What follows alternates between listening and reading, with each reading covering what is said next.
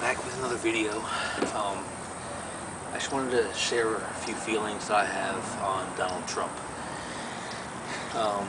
As I'm sure many of you know, there's the Republican debate last night on CNN. I wasn't able to watch it. I don't have CNN. But I do know about some of the points that were made online, on social media, and other places.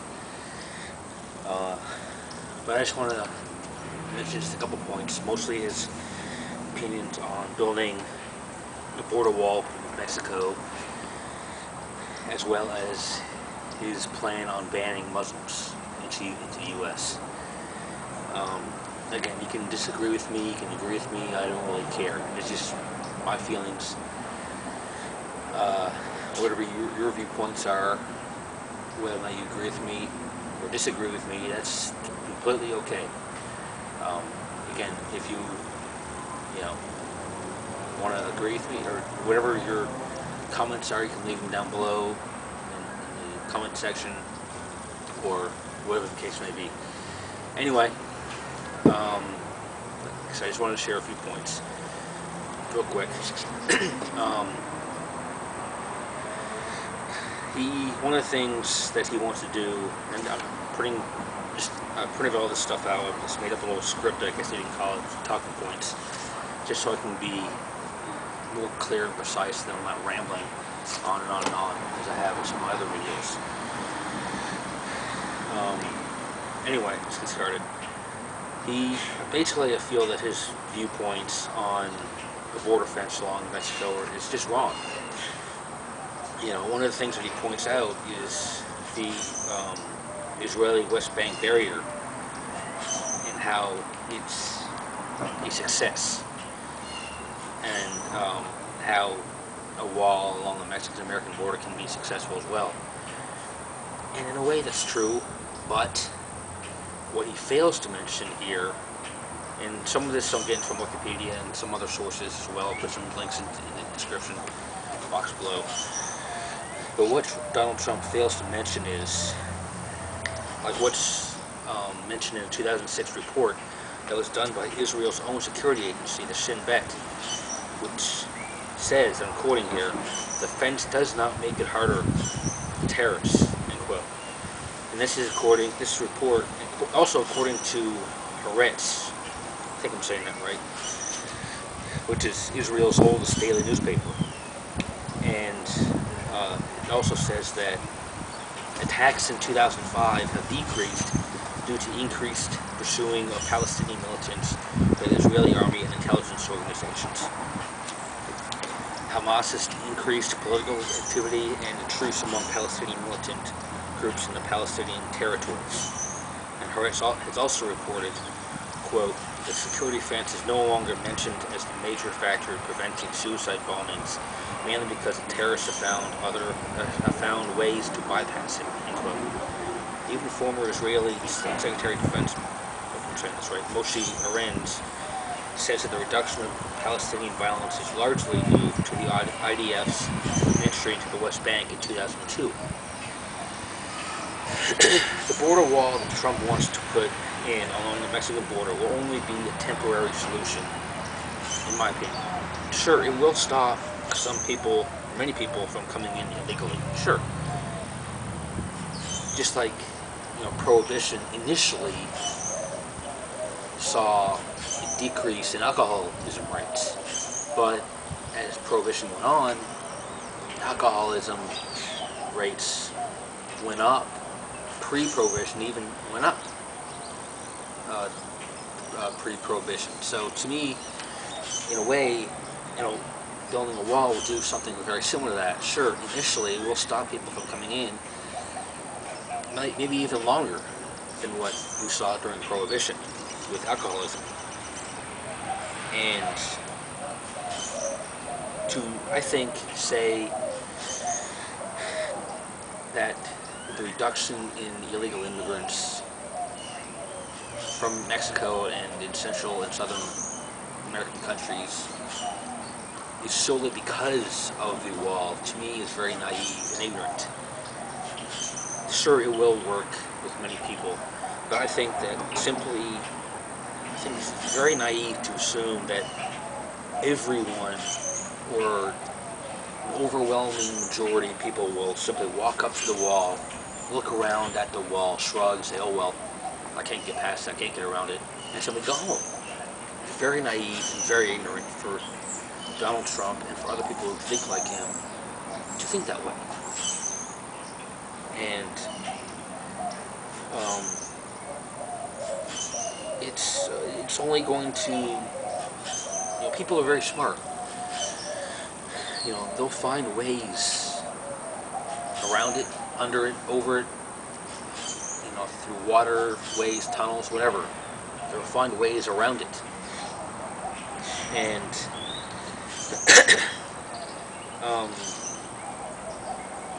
people have, like I said, a great deal of ingenuity, find ways around it. And as far as I know, if Trump knows this, he hasn't said it publicly. And to try and enforce the Mexican government is another thing. He wants the Mexican government to pay for the wall. And, it's, not a matter of money, in my opinion. To have them pay for it will only strain relations between the two countries. Probably to near the breaking point. And it's not whether or not the Mexican government can pay for the wall. Of course they can. They're the 13th largest economy in the world, so it's not about whether or not they have the money. Of course they do. To me, and again, feel free to disagree with me on this, but to me, it's about the perception of being anti-immigrant. And the reality that such a wall will only strain relations between two countries. Perhaps that's maybe going a little overboard. I think it's not necessarily, on my part, perhaps it's not anti-immigrant, it's anti-illegal immigrant. I'm myself an immigrant. I'm from Canada originally. So I think the wall is more anti-illegal immigrant, but I think it's a strong way to go about it. It's only going to strain relations, and it sounds good to put a wall, just like what Obama said, to close Gitmo, but closing Gitmo, it's illegal. You can't do it. And you can't close, even though, sure, some people may say it sounds good to move all these terrorist suspects to other countries. It's not going to work. You can't do it. It's illegal. And whether or not building a wall is illegal or not, most likely not. But that's, for the lawyers to decide.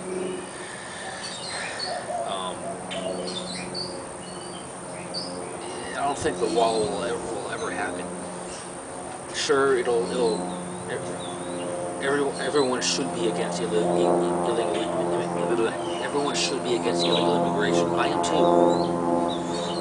I want people to come to this country legally, to have every opportunity that everyone else has. There are ways, and I think people need to take advantage of those ways. I think there should be easier ways to become legal. What those are, I could tell you. But to build a wall, I think, is childish and extremely, not necessarily childish, but it's very naive on this part.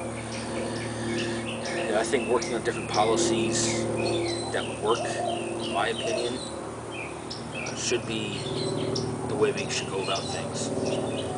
More border agents, for example. I could see maybe in some of the more remote areas, along like West Texas, Arizona, New Mexico, along that part where you have large swaths of empty land.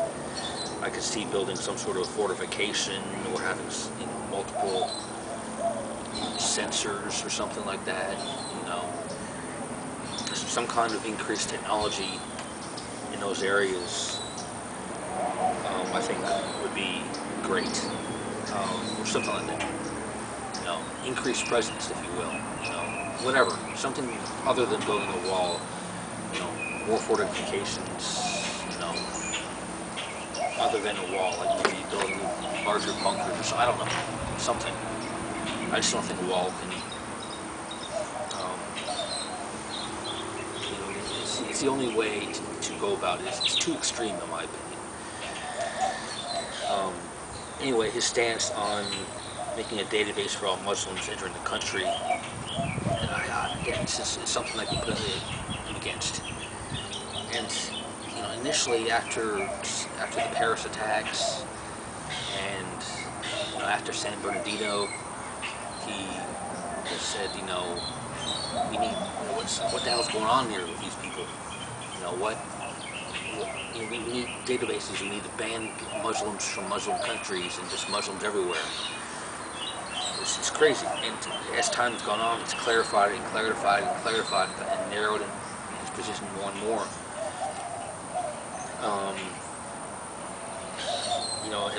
For example, he said that he won't ban Muslim Americans who are citizens, as well as those serving in the military, and whatnot. But still, to ban groups of people based on religion is completely against what this country is all about. It is. It's founded by immigrants. We're all descendants from immigrants, most of us. He's also brought up Roosevelt's policies during the Second World War on rounding up Germans, Italians, and Japanese, and the Alien and Sedition Acts. While I praise Trump for his stand against the Japanese internment camps during the Second World War, I think everyone agrees that those were bad, and even Trump agrees that they were bad. I can't agree with his stance on rounding up immigrants, other immigrants like Germans, Italians, and Japanese, simply because of where either they themselves or their relatives or descendants came from. It's wrong. If there's a spate of bombings on abortion clinics, are we going to round up and monitor all Christians? Of course not. It's totally ridiculous to criminalize or to say that entire religion is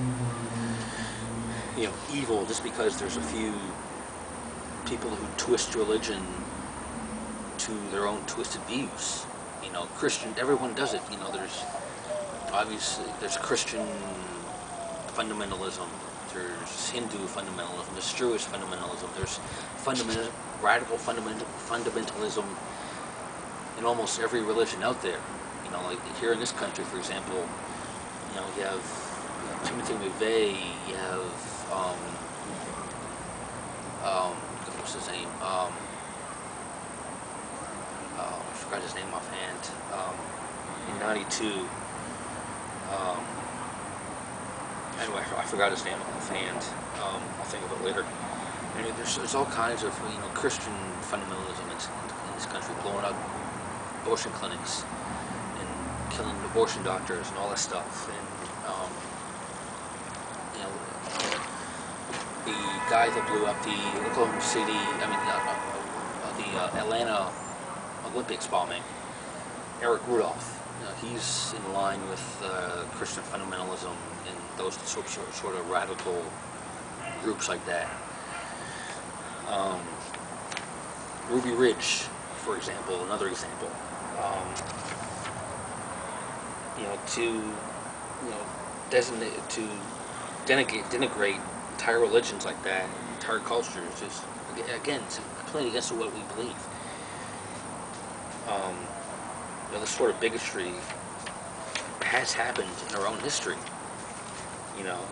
Against Irish, against the Catholics, against Chinese and Italians and many other groups of immigrants who've come into this country. We put bans on all these groups because of fear, more or less, because of fear. And also against we had a hatred and fear of these groups and more, including African Americans. Jim Crow in the South, for example. We've had hatred and bigotry against these groups throughout their history. Yet today, when we look back on these bands, like Chinese immigrants in California, they're barely even seen as human. They worked on the railroad. Same thing with the Irish. If large groups of people, Chinese immigrants died on the railroad, most people didn't care. They were just replaced with more Chinese people. The railroad barons, they didn't care. They were just labor, if you will. Nobody cared. Nobody barely even considered them even human. We look back on those time periods of when we hated these groups and feared these groups of people. We look back on them on regret, just like we look back on the Japanese internment camps today. We said, yeah, that was a mistake. Sure, it might have made sense at that time, but today we look back on it and look at it as regret, as something bad in our history. Will we look back on these times that were restricted, people from European countries, Asian countries, as darker times in history? Of course we do. If we ban Muslims from entering our country or have restrictions on their entry, will future generations look back on that decision the same way we look back on how we 120 years ago treated the Irish or the Italians or the Chinese or African Americans or other groups of people? Or will we do the right thing, come up with a policy that works for both sides, that future generation will look back on as being the better solution? Will future generations look back on this time period, and will they say that we acted, as Lincoln once famously said, on the better angels of our nature? I can only hope that they do. I can only hope that this is the case. Again, that's pretty much all I wanted to say about those two things. Again, you can agree with me, not agree with me. I just wanted to share a few thoughts on those two issues. Let me know what you think. I'm going to put a couple sources in the description box below. Anyway, I look forward to hearing what you guys have to say. Until next time.